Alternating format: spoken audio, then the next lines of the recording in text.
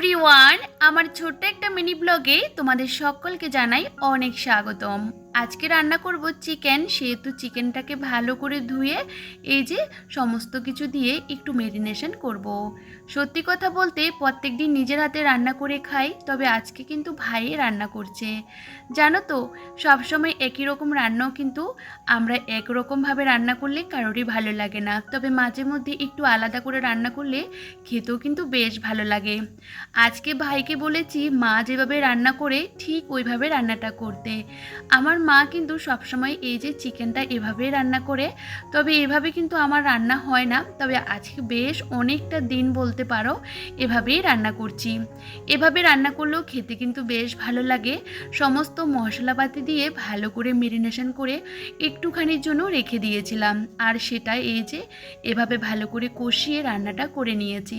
লাস্টে একটু বাটা গরম মশলা দিয়েছি, আর বাটা গরম মশলা দিয়ে রান্না করলে খেতেও কিন্তু বেশ ভালো লাগে। তবে চলো, আজকে রাতের ডিনার হলো এটা, বাঁধাকপির তরকারি, মাছের ঝোল আর চিকেন। তবে চলো, আজকের মিনি ব্লগটা কেমন লাগলো আমাকে কমেন্ট করে জানাতে একদমই ভুলো না।